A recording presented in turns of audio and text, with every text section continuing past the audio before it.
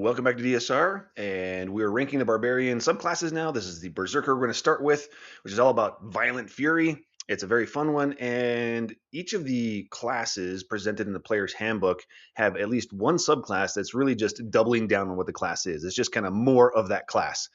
And the Berserker is that for the Barbarian.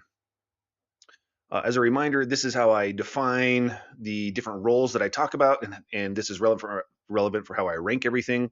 I rank everything based on in each of these categories, so that you not only have an idea of how good I think it is, but you have a good idea of what I think it is good at. Okay, every class is an A in at least something, but they're an A in all kinds of different things. And here's the ranking for the Berserker Barbarian. It starts off strong with just adding some extra damage, which is great for a Barbarian because that's what one of your main things to do. So let's get into the details. The Barbarian is perhaps one of the most straightforward and easiest to play classes, and the Berserker is the easiest and most straightforward subclass for that class. Okay, it's barely a page or screen's worth of details for the whole subclass. This one's easy to work with, which is great. It's not bad. It's actually a great subclass. It's fun to play. It's just really easy to understand. So it's a good place to start if you haven't played a Barbarian before, or you're not used to playing martials, or if you're just new to the game. This is a great one to go with. The path of the Berserker: channel rage into violent fury. Barbarians who walk the path of the Berserker direct their rage primarily toward violence. Their path is one of untrammeled fury, and they thrill in the chaos of battle as they allow their rage to seize and empower them. At level 3, Frenzy. If you use Reckless Attack while your rage is active, you deal extra damage to the first target you hit on your turn with a strength-based attack. To determine the extra damage, roll a number of d6s equal to your rage damage bonus.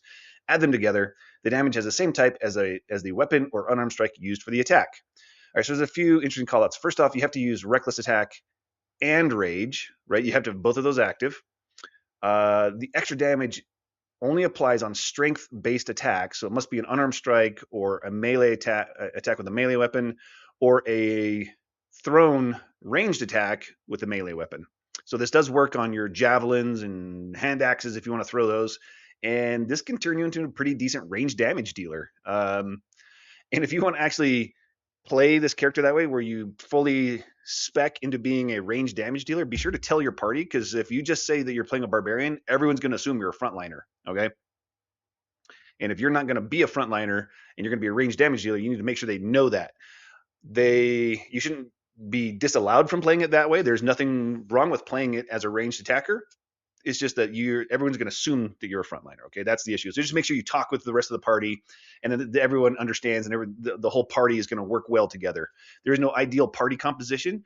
The only thing that's required is that you all talk to each other and make sure that whatever you all are doing is going to work together. Okay. As far as the damage bonus, this is a number of d6 is equal to your rage damage bonus. That's this column right here in the base Barbarian class. This rage damage bonus. So it starts out in its 2d6 at level 3. At level 9, it grows to 3d6. And at level 16, it grows to 4d6. And that's where it caps out. The damage is nice. It scales with crits. So if you get a crit, it doubles all of those damage dice, which is great. The Zealot has a similar feature, and the Zealot's damage is almost as good as the Frenzy damage. At level 8, specifically only at level 8, the Zealot's damage is a half point more than the Berserker Barbarian's damage bonus. But the rest of the time, the Frenzy damage from the Berserker Barbarian does more damage. And there is only a smaller portion of the Zealot's damage that is affected by a crit. They have the 1d6 plus half their Barbarian level. So that 1d6 gets doubled when you crit, whereas all of the Frenzy damage gets doubled by a crit. So most of the time, this is better. But it's not a ton better than the Zealot's damage. It's only slightly better. I mean, it's a lot better when you crit. But the rest of the time, it's only slightly better. And again, I said it's slightly worse at level 8 specifically, but at every other level, the Frenzy feature of the Berserker Barbarian is more damage. So honestly, that's a little bit of a bummer, because the Zealot Barbarian also has another pretty significant feature right at level 3, and the Berserker only gets this. So I do wish they had done a little more with it, just to differentiate it more from the Zealot Barbarian. but it's a great feature. Okay. Level 6, Mindless Rage. You're immune to the charmed and frightened conditions while you have rage active, and if you're charmed or frightened when you start rage, it ends those conditions. It doesn't just suppress them; it ends them. This is great. You know, there's nothing worse than playing a barbarian who's frightened. Like that's super counter to the fantasy. And so this just takes care of that. Those are relatively common conditions as far as conditions go. Perhaps only the prone condition is more common. Yeah, I think only the prone condition is more common, and that's you just stand up. So this is good to have. It's not great. I give Mindless Rage a B for survivability, but B is good. Then at level 10, you got Retaliation, which is when somebody hits you. Sorry, when you take damage. So it doesn't matter if it's a saving throw cause damage or automatic damage or an attack-based damage. If you take damage from a creature that is within 5 feet of you, you can take the reaction to make one melee attack against that creature using a weapon or an unarmed strike. I do wish that this would have been, instead of a 5-foot hard-coded range, that it was a range within your reach. So if 10 feet if you're using a reach weapon. But anyway, it is what it is. This is solid because you're going to be taking damage pretty often as a barbarian, right? You've got reckless you're going to be using most of the time, which gives them advantage to hit you. Your AC is going to be okay, but not great probably. If you're using, both your hands to attack, either a two-handed weapon or dual wielding. So you're not going to have a shield most of the time. I don't think I've ever seen a barbarian with a shield. They can use it, and it's great. They just don't do that because it's not really the fantasy of being a barbarian, right?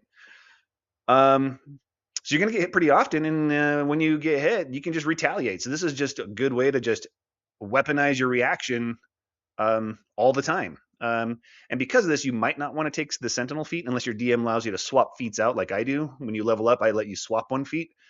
Otherwise, you're going to take that, and then you're going to have redundant uses for weaponizing your reaction, which is going to be a bit of a bummer. Now, they trigger on completely different scenarios, so it just gives you a greater chance of activating it, but Retaliation is probably going to cover 80 to 90% of scenarios because you're just going to get hit often, and Sentinel is going to cover the other 10 to 20% of scenarios. So between the two of them, you'd kind of have a 100% chance to use your reaction. It's just is a whole feat worth 10 or 20% more often weaponizing your reaction. All right, let's move on to level 14 when you get Intimidating Presence.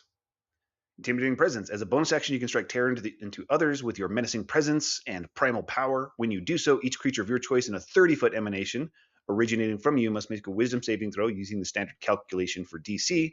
On a failed save, the creature has the frightened condition for 1 minute. At the end of each of the frightened creature's turns, the creature repeats the saving throw, ending the effect on itself on a success. Once you use this feature, you can't use it again until you finish a long rest unless you expend a use of your rage, no action required to restore your use of it. So this got a lot better than it was in 2014. In 2014, it was like an action. It had, I don't think it had friendly fire in 2014. And you couldn't restore your use of it. So you had it once per day. It took your whole action. Actually, I think you could use it at will, but it was your action, right? So you just weren't attacking. And did it really make sense if you were doing this instead of attacking? This is a lot better. Making it a bonus action is great. No friendly fire, great. Big area, great.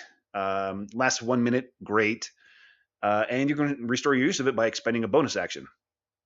Sorry, by expending a rage. So this is about the time when you're going to have more rages than you need. Certainly for combat. It depends on how much you're using rage outside of combat to make yourself a good scout or boost your ability to be intimidating, things like that. So you're gonna have like extra rages. So it's a great way to have have a feature that allows you to use your rages to do something else valuable. This is going to help you be a tank if you're trying to tank, right? Because once they're frightened, they can't approach you.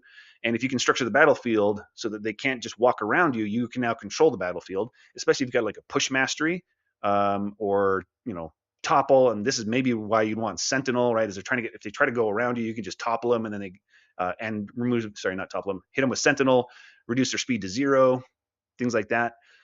This gives you some pretty good control features combined with certain weapon masteries. You could be a good controller, which helps you be a good tank. This is an A. I give this an A as a control feature.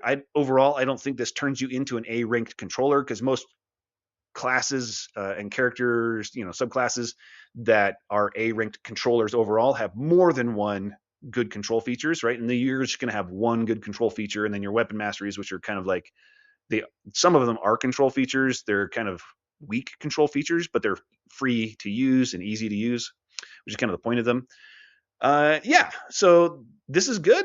It's thematic. It makes sense. I do wish they kind of leaned into the whole kind of war cry thing as a base class barbarian feature and then added to it with each subclass, kind of like the inverse or companion, a complement, I guess is the better way to say it, a complement to the paladin's aura of protection, where the base class has this aura of protection that's protective and defensive for the party, and then every subclass has a way to enhance it. They could have given a war cry to the barbarian as a base class.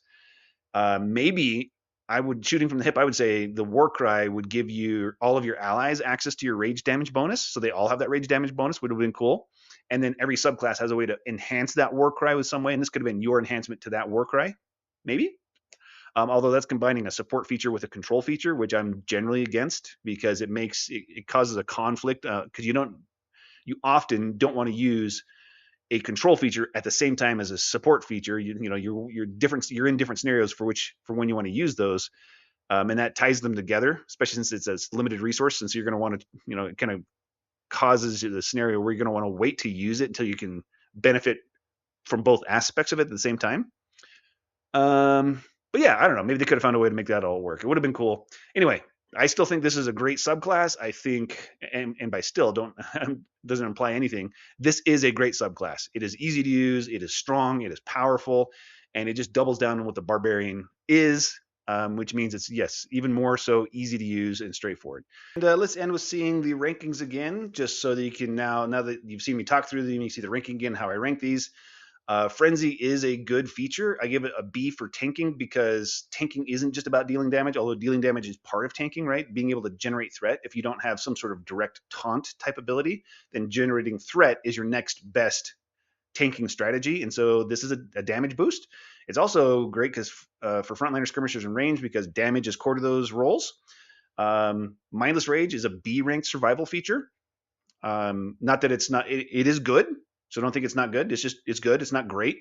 It is a little bit bummer that that's all you get at level 6, and from level 3 to level 10, is a long way to go before you get another great feature. But Retaliation at level 10 is a great feature. It's really only good for frontliners, really, because frontliners are the ones who are staying on the front line, staying in melee, likely to get hurt, and you have to be in melee to use it because it has to damage you within 5 feet of you before you can use it. So you have to be on the front line to use it. So skirmishers never want to end their turns on the front line. Ranged never want to be in the front line. And tanks, I didn't rate it for a tank, even though it does add threat. The problem is that you're punishing them for attacking you, and you don't want to do that. You want to punish them for attacking your allies. That's kind of core to how the tank play style needs to work, right? Punish them for attacking your allies so that they're encouraged to attack you, not discouraged to attack you, because you want them to attack you. That's how you protect your allies. You're attracting all the targeting. Not that you want to be hit, you just want to be targeted so that your allies aren't, because you have the best chance to survive all that targeting. So whenever you punish them for attacking you, I say that's not a tank feature. But it is a solid frontline feature, so that's a good frontliner feature. And then at level 14 with the intimidating presence, that is a ranked control feature. Again, like I said, it doesn't make you an A ranked controller overall, because this is your only control feature plus a little bit of stuff from the weapon masteries, depending on what you choose. And even with weapon masteries, I call those a C level control feature. Or if you have weapon masteries, you can be a C ranked controller. Does this rank you up to a B overall as a berserker as a character? I don't think so. I think you're still a C, but it is a good feature. So it's a great feature. And yeah, that's all I got for this one. Berserker is a great class, great subclass. So yeah, remember to be cool when you play D&D. It is a game. It's for fun, and these people are your friends or could become your friends. So remember to be cool, please. And that's all I got. Thanks for watching. Catch you next time.